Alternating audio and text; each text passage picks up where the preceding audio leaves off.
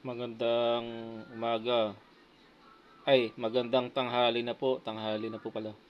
Magandang tanghali sa inyo mga ka-viewers. At andito na naman si Hero Talakay. Tulong Talakay po para po sa video na itatalakay natin para makatulong po at magkaroon din po ng idea sa mga taong may liwanag at nakakaintindi ay pwede niyong panoorin ang aking video. Kahit ang mga hindi rin po nagliliwanag ay nagliliwanag din po para makapakinig po. Ganun po. Ang talakay po natin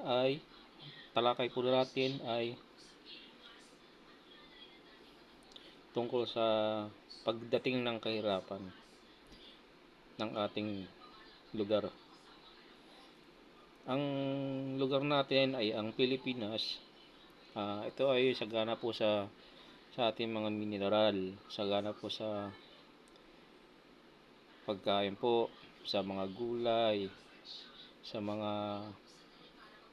plant, sa mga mineral. Mayaman po ang ating bansa, ang ating kalupaan.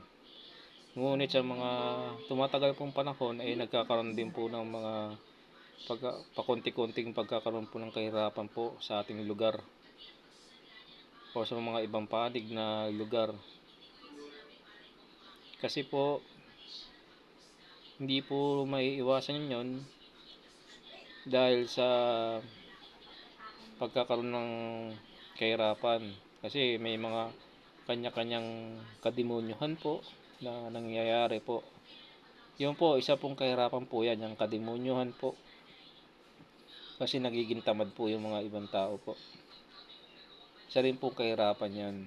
At ang kalamidad na dumarating sa ating buhay, kagaya po nitong panahon na to, ay ang mga El Nino, mga sobrang tag-ulan at sobrang tagtuyot.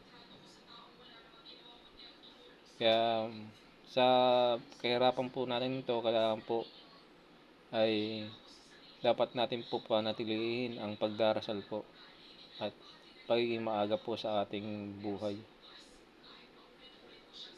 Kailangan po yun para tayo, hindi siya umasenso, makasurvive tayo at kahit paano para sa mga may hirap, makasurvive tayo, sangkaig santuka.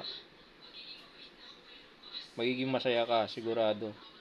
Pag ikaw nagdarasal ka, bibigyan ka ng kasiyahan ng Panginoon sa mga simpleng sa mga taong lang yun, mga nakukontento sa isang bagay. Yun po. Kaya yun, pag dumating po ang kahirapan natin, gaya ng nagkaroon ng tagtuyot, taggutom, kawalan ng tubig, kawalan ng kuryente, kailangan po natin magdasal po sa Panginoon para po umayos po ang ating buhay at magabayan po tayo ng Panginoon. Dapat hindi lang iisa po ang nagdarasal, kailangan din po marami. Yun po yun.